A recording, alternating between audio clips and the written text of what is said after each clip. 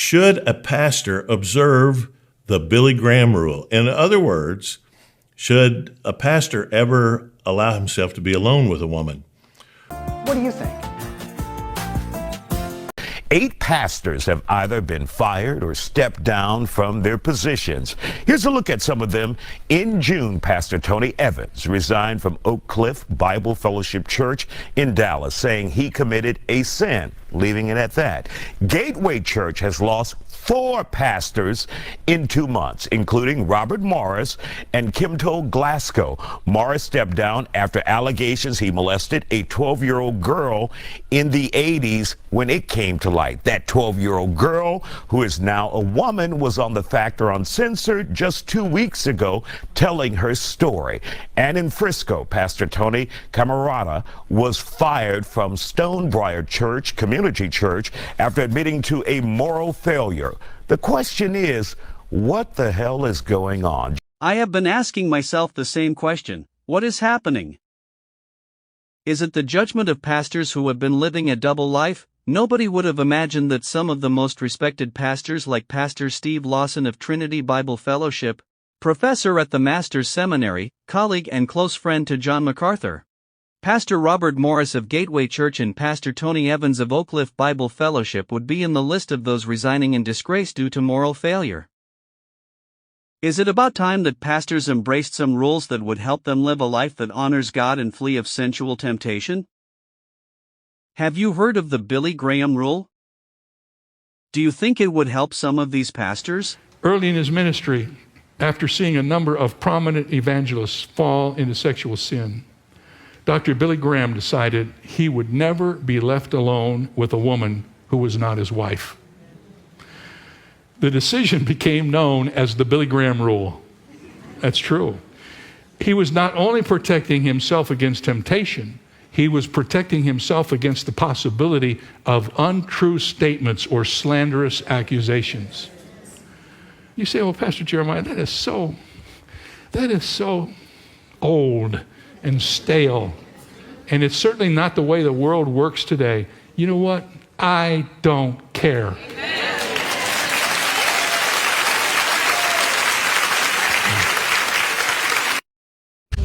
I think that it seems like it was necessary for Billy Graham to have this rule. He was an extremely high-profile person who God was using to do some great work.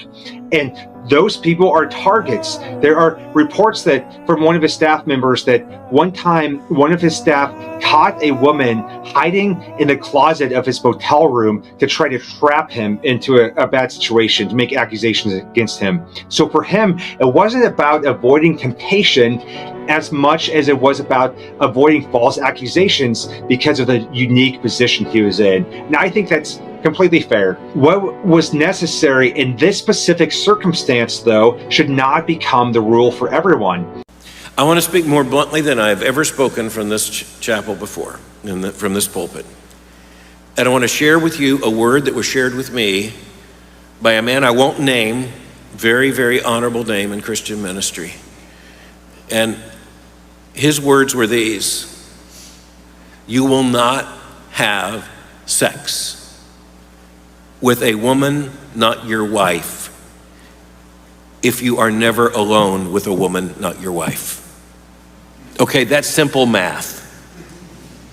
I'm not going to ask you to repeat it. I am going to ask you to think about it. The Billy Graham rule is a principle that has shaped the lives of many religious leaders, including former U.S. Vice President Mike Pence. But what exactly is this rule? Where did it come from? And why do so many pastors consider it important? To understand the origins of the Billy Graham rule, we must go back to 1948. Billy Graham, a young and ambitious evangelist, was just beginning to rise to prominence. During a 2-week crusade in Modesto, California, in October of 1948, the 29-year-old Graham recognized the unique challenges and temptations that could accompany his growing fame. Graham and his team of evangelists, Cliff Barrows, George Beverly Shea, and Grady Wilson, decided to meet at a hotel room in Modesto, California, to discuss the common pitfalls that could derail their ministry. they had seen other evangelists succumb to scandals involving finances, pride, and sexual impropriety, which ultimately destroyed their credibility in ministry. During this meeting, they developed what came to be known as the Modesto Manifesto, a code of conduct designed to protect their integrity, ministry, and witness. One of the key elements of this manifesto was a commitment to avoid any situation that could even appear compromising or suspicious. It was this principle that became known as the Billy Graham Rule. Specifically, Billy Graham vowed never to be alone with a woman other than his wife, Ruth, in order to avoid any suggestion of impropriety or the risk of temptation. This decision was about more than just avoiding temptation. It was about maintaining a standard of accountability and transparency, and protecting his witness as a man of God. The many stories of pastors falling into sensual sin beg the question, should pastors observe the Billy Graham Rule? People don't like rules anymore. Did you know that? But you know, the Bible's filled with rules. Not all of them are easy to follow, but as I said before, they're all for our good and for God's glory. Somebody will say, well, I don't want rules, that'll make me a legalist. But without rules, no classroom could operate, no city streets would work. I'd hate to be in New York City in Times Square if there weren't any rules. It seems like it's that way most of the time anyway. But if you're down there and there's no lights and there's no rules and there's no policemen, can you imagine the chaos? If everything and everyone else in the world needs some rules, don't you think we might need some too?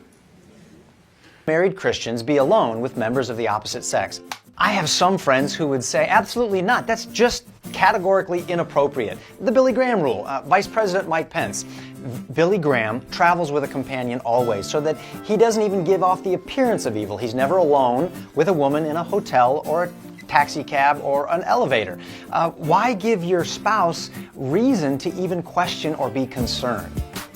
Then I have other friends who would say, that's just not realistic. In today's day and age, we work with people of the opposite sex. Of course, we're going to have to be alone on a plane, in a car. We're working together on things. And that if you have wise safeguards in place, you shouldn't feel guilty or concerned about that. You know your intentions. And if you have self-control, there's really not a problem. I like to keep my little safe space. I'm scared to death of being accused of something, and so I don't put myself in a room alone with female co-workers, employees. I see why ministers operate that way. I think Billy Graham's rule is a smart one. Several high-profile pastors and evangelists have experienced moral failures or sexual misconduct scandals over the years, which have had a profound impact on their ministries and followers. Some of the most notable cases include the latest one of Pastor Steve Lawson, a pastor at Trinity Bible Church and professor at the Master's Seminary founded by John MacArthur of Grace Community Church. It is reported that the 73-year-old pastor is reported to have been in an adulterous relationship with a lady in her 20s for 5 years before he confessed. Pastor Robert Morris of Gateway Church was exposed by a lady he molested in the 80s when she was just 12 years old for almost 5 years. This led to a lot of shame and he resigned in disgrace. Televangelist Jimmy Swaggart, Jim Bakker, Ted Haggard, Carl Lentz, Bill Hybel, Ravi Zacharias, and many others. These moral failures had far-reaching consequences, leading to broken trust, devastated congregations, and significant damage to the broader perception of Christian ministry. These examples highlight the importance of accountability, transparency, and safeguards, such as the Billy Graham Rule, in protecting the integrity of church leaders.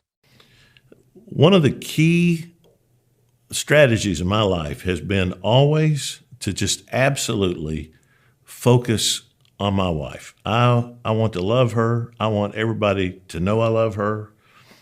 I sort of have a Jesus and Tanya rule that if I'm around somebody for the first time, that within the first 15 minutes of knowing them, I'm going to talk about Jesus and Tanya. And I've tried to do this for a lot of reasons. One, that's who I love. I love Jesus and I love Tanya, and the ones that you love, that's going to come up in your conversation.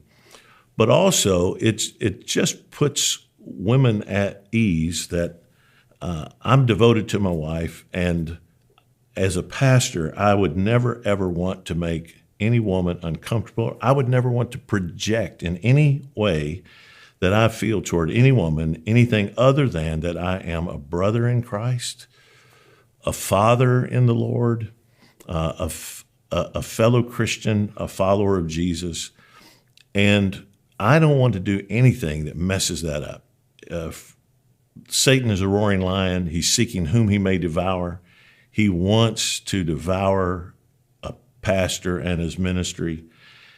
And this is one of the areas where preachers really need to be on guard. And so what I'm saying is there needs to be such a commitment to purity, a commitment that we're never, ever looking to get anywhere near that line, that there is a zone of security, in essence, that we project we're not in any way going to be inappropriate. In general, even with this desire to be pure and brotherly, fatherly toward every woman in my ministry, I also do my best to avoid situations that would even allow anybody to think that something untoward could occur. So yes, a woman can come talk to me in my office privately, but there's glass on my door. And at Buck Run, we put all of our offices in a single suite. Our doors face one another. Everybody sees who comes in and who leaves. And I would not meet alone with a woman outside of my office. But yes, I'm going to allow women to have access to their pastor in an appropriate way and in that professional setting where we're in my office with other people around. I would not go to the church alone and meet with a woman outside of those office hours. I think that would be an endangering thing. If I need to meet with a woman outside of office hours, I'm going to take someone with me who can be within vision of us, even if the conversation needs to be private, or I'm going to, best of all, take Tanya with me. She's most often involved in any kind of counseling situations that I would have. So I'm always looking for ways to just make sure that we're totally above board, and that I'm not allowing any kind of an emotional bond to build because of spending a lot of time with a woman. But I'm also not making her feel like there's anything wrong on my end. I'm looking out for her benefit, for her reputation. At the same time, I'm giving her access to her shepherd. And I think we need to do both of those things. It's not as simple as saying, oh, I won't meet with a woman. Well, you're her shepherd. And she sometimes needs the counsel of her shepherd. So find an appropriate place and way to do it that is not in any way demeaning to her, doesn't make her feel like she's not trustworthy, but it's just the way you in general do business. And I think that people understand that. People appreciate your desire to be completely above board while you're being accessible. And when you're just striving for godliness in your own life, when you're preaching the word week in and out, when you're trying to live that word, when you are acting fatherly, brotherly, always seeking to do right by the women in your church, right by their husbands, their children, their parents, I think people notice that, and you're loving them well. Jesus gave women access to his ministry. This is one of the dominant things in the book of Luke. When I preached through Luke, I saw it so well, how there were women that traveled with Jesus and the disciples. They had access to Jesus, but never in any inappropriate way. They supported Jesus and the disciples and their ministries. And Jesus, he loved them, but he loved them appropriately. That's what I want to do. I want to let them have access to their shepherd, but I want to do it in appropriate ways that does not cast any kind of suspicion on anyone. And when you do that, I think people appreciate it. They see your desire for holiness, the tenderness with which you do it. You're not trying to make anybody feel uncomfortable. You're just trying to be godly. And when you do that, you pastor well. In recent years, The Billy Graham rule gained renewed attention when former Vice President Mike Pence mentioned that he followed a similar principle. Not dining alone with any woman other than his wife, Karen. For Pence, it was a matter of maintaining trust within his marriage, setting clear boundaries, and avoiding even the appearance of impropriety in a public life that would be scrutinized. But why should pastors and church leaders consider following this rule today? 1. Protecting one's integrity. First and foremost, the Billy Graham rule serves as a safeguard for a pastor's integrity. The Bible emphasizes the importance of being above reproach, 1 Timothy 3 verse 2. By avoiding potentially compromising situations, pastors protect themselves from false accusations and gossip that could damage their reputation and ministry. 2. Maintaining trust and accountability. Trust is a cornerstone of any healthy relationship, especially between a pastor and their congregation. When pastors maintain clear boundaries, they demonstrate respect for their spouse, their colleagues, and their ministry. This helps build a culture of accountability and transparency within the church. 3. Setting a positive example.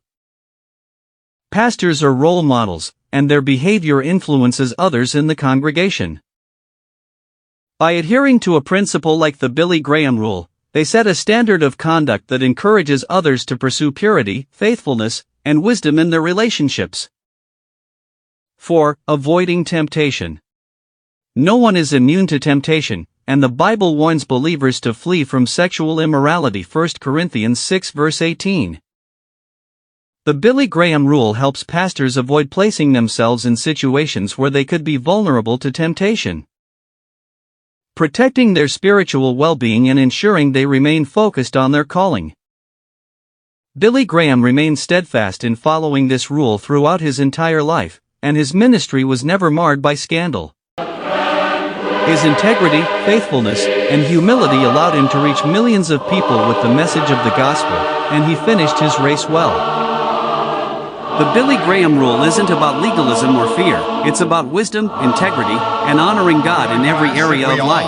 Bow our heads in prayer. For pastors today, it's a reminder that even the smallest decisions can have a profound impact on their ministry and their witness to the world.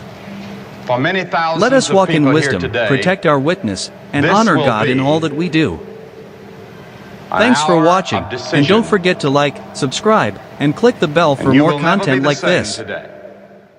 See you next time.